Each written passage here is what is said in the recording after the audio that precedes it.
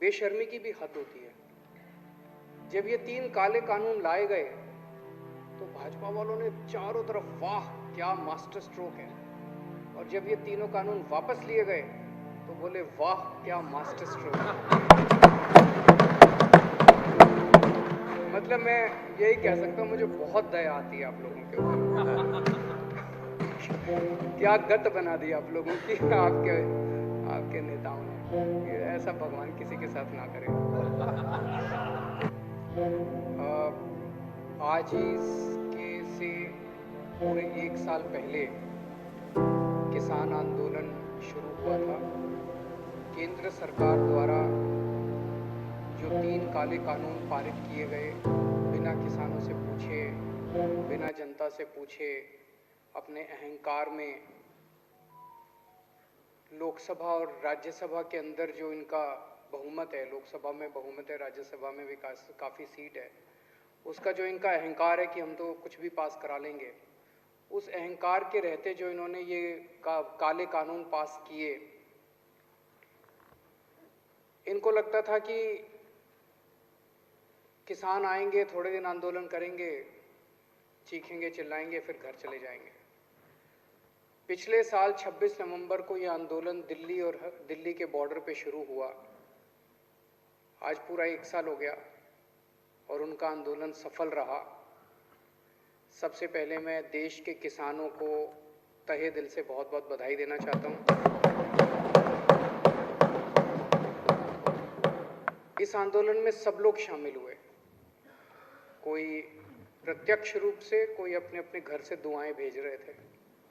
जो भी इस देश का भला चाहते हैं, सब ने इस आंदोलन का समर्थन किया। महिलाओं ने, व्यापारियों ने, स्टूडेंट्स ने, पत्रकारों ने, बुजुर्गों ने, यूथ ने, बच्चों ने, इस धर्म के लोगों ने, उस धर्म के लोगों ने, इस जात के लोगों ने, उस जात के लोगों ने, सब लोगों ने इसका समर्थन किया। सब ने दुआएं दी इसकी सफलता के लिए। सभी देशवासियों को मैं बधाई देना चाहता हूँ। खासकर मैं पंजाब के किसानों को बधाई देना चाहता हूँ, क्योंकि उन लोगों ने इस पूरे आंदोलन की अगुवाई की, उन्होंने इस पूरे आंदोलन की लीडरशिप की। जिस तरह से बहुत बड़े स्तर के ऊपर ट्रैक्टर ट्रॉली पंजाब से आए, यहाँ पे आके बैठ गए। पंजाब की उन महिलाओं को मैं बधाई देना चाहता हूँ जो कंधे से कंधा मिला के यहाँ पे कई दिनों तक इस आंदोलन में बॉर्डर के ऊपर उनके साथ बैठी हुई थी। सर्दी में, गर्मी में कितनी बाधाएं आई इनको, कितनी इन्होंने तकलीफ़ें सही।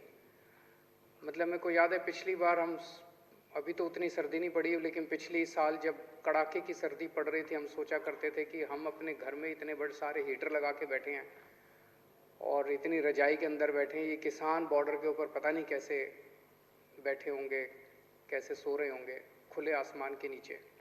फिर गर्मी आई, डेंगू आया, कोरोना आया, सारी बाधाओं को दूर वो करते हुए अंत पंत में किसानों की जीत हुई, तीनों कानूनों को वापस लिया गया।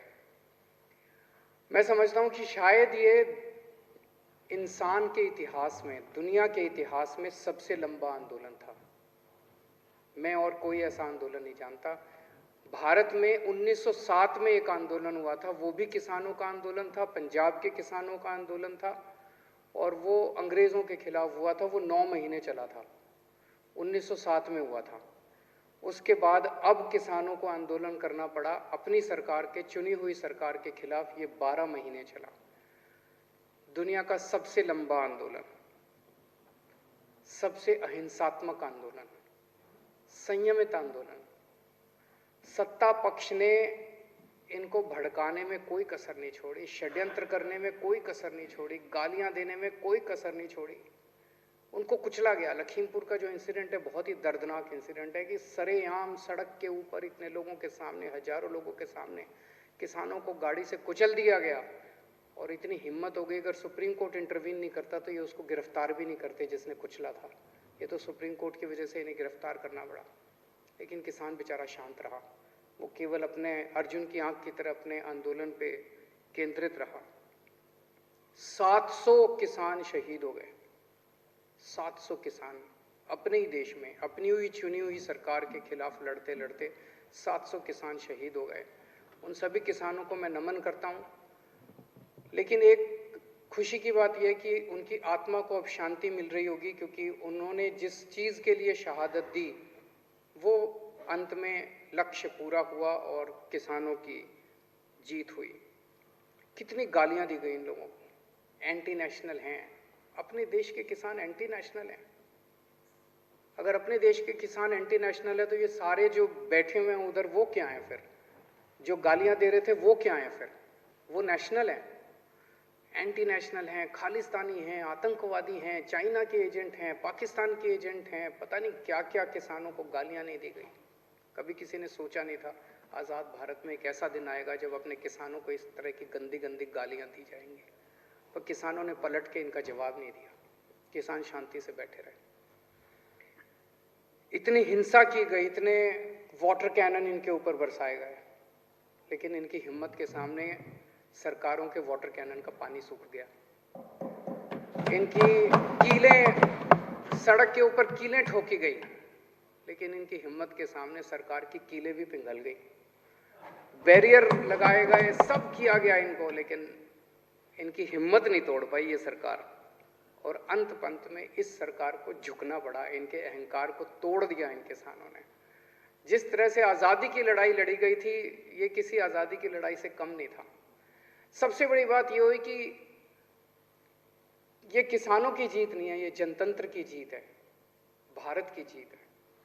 इस देश के अंदर जो पिछले कुछ सालों से लोगों का डेमोक्रेसी के ऊपर से भरोसा उठता जा रहा था कि यार इस देश के अंदर तो कुछ चलता ही नहीं है, इनकी मेजॉरिटी आ गई है, कुछ भी कर लेते हैं, किसी के खिलाफ भी ये करते हैं, वो करते हैं, रेड मारते हैं, लोगों को तंग करते हैं, डेमोक्रेसी तो बची ही नहीं देश के अंदर।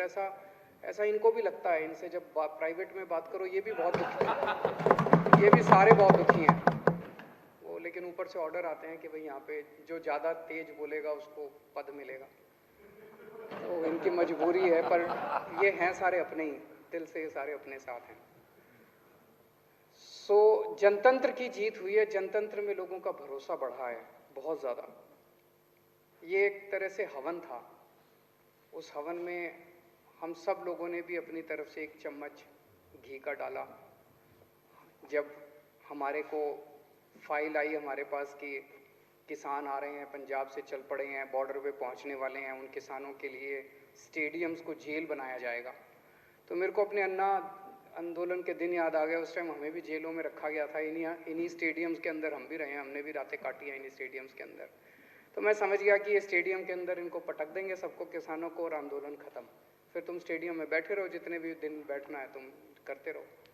तो हमने मंजूरी नहीं दी, बहुत नाराज़ हुई केंद्र सरकार, बहुत नाराज़ हुई। वैसे ही बहुत तंग करते हैं, मैंने सोचा और थोड़ा तंग कर लेंगे, क्या फ़र्क पड़ता है। तो बहुत नाराज़ हुए। बॉर्डर के ऊपर जितनी ज़रूरत पड़ी, जब जब ज़रूरत पड़ी, पानी की, खाने की, टॉयलेट्स की, हमने पूरी मदद की किसानों की। तो हमने अपनी तरफ से जो भी हो सकता था पूरा किसानों की मदद की। एक चीज़ मैं देख रहा हूँ, मतलब बेशर्मी की भी हद होती है। जब ये 3 काले कानून लाए गए तो भाजपा वालों ने चारों तरफ वाह क्या मास्टर स्ट्रोक है, और जब ये तीनों कानून वापस लिए गए तो बोले वाह क्या मास्टर स्ट्रोक है।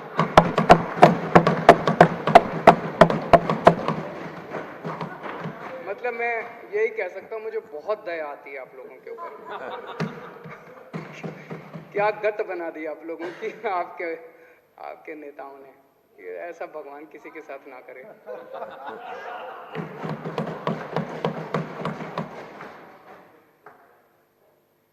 किसानों की जो मांगे हैं, अभी जो पेंडिंग मांगे हैं, हम उनका पूरा समर्थन करते हैं। टेनी साहब को तुरंत केंद्रीय मंत्रिमंडल से बर्खास्त किया जाना चाहिए। मुझे नहीं पता कि केंद्र सरकार की क्या मजबूरी है, कुछ तो मजबूरी होगी जो उस एक आदमी का बोझ लेके केंद्र सरकार अपने कंधे पे ढो रही है। क्यों नहीं उसको हटा देते? मुझे नहीं पता कि उनकी क्या मजबूरी है, कुछ मजबूरी होगी जरूर, लेकिन पूरा देश मांग करता है कि ऐसे व्यक्ति को तुरंत बर्खास्त किया जाए। एमएसपी की जो उनकी डिमांड है वो बिल्कुल जायज़ है, इसके ऊपर हमने भी बहुत अध्ययन किया है। ये राजनीतिक तौर पे नहीं, मुझे लगता है अगर एमएसपी लागू हो जाता है तो देश की एग्रीकल्चर सेक्टर को बहुत बड़ा फ़ायदा होगा, पूरा का पूरा बदल सकता है। जितने केसेस, झूठे केसेस इन लोगों के ऊपर लगाए गए हैं वो सारे वापस लिए जाएं और जो 700 किसान शहीद हो गए उनके परिवारों को उचित मुआवजा दिया जाए। किसान जब तक वहाँ बैठे हैं, किसान तय करेंगे वो कब उठना चाहते हैं। जब तक किसान वहाँ बैठे हैं, हम किसानों के साथ हैं, पूरी तरह से किसानों के साथ हैं, हर कदम पे उनके साथ हैं। और गोपाल राय जी द्वारा जो यहाँ पे प्रस्ताव पेश किया गया, मैं उसका पूरा समर्थन करता हूँ।